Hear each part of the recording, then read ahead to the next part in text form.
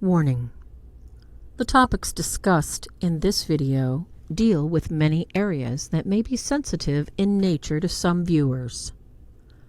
All content is copyright protected to Swords of St. Michael Lay Ministry and Fr Ripperger PHD.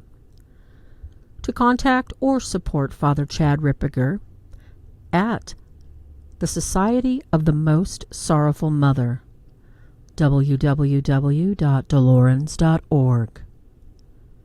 This information is presented for education purposes with the express intent to aid the viewer in understanding spiritual warfare based on Thomistic teachings, deliverance, current church practice, and the office of exorcism. Peace and good. Sister Farah, OFS, OSDE. During a session, when you start working with somebody who's possessed and they agree to do the things that they're supposed to do, because there's, I won't even work with somebody who's possessed unless they agree to do everything I tell them to do. And I tell them, look, I don't have control issues. Here's the moral to the story. After this is all done with, if you never see me again, it's not going to hurt my feelings. But it boils down to this. If you insist, if you insist on being in control, the demon's in control of you, which means he's in control. So you have to see complete control over this thing. To me, you have to do exactly what I tell you to do. Because if you don't, he's going to be in control. And he's going to use that one little area that you want to hold on to control in.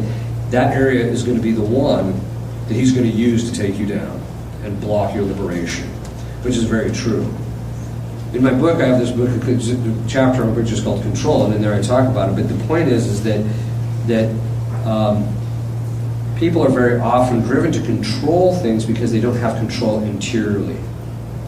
That's usually the sign. In other words, if I don't have control of my own emotional life, I have to control everything external to me to make sure that it feeds my emotions, my appetites, etc., or it doesn't hurt me or what have you. Okay, so that's what the control is for. But in relationship to demons, we other people, very often they've been wounded very badly, and so it's very difficult for them to see that control, but if they do, you can very often get the demon out very quickly.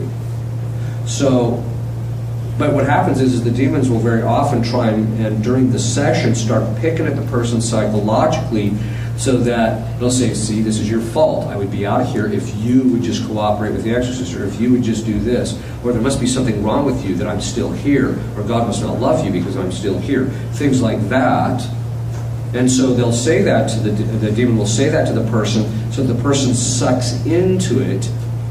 And then once that happens, he hides behind that, and the prayers of the exorcist are completely inefficacious. So I tell people you have to air the thing out. If he's picking at you interiorly, you got to air it out so we can deal with it. In fact, during the session, you'll be beating him up and he's reacting, and all of a sudden he gets real quiet. I'm like, okay, what are you doing? So then I'll start doing severing prayers to sever his picking at the person psychologically, and then within a couple of minutes, usually he's panicking again.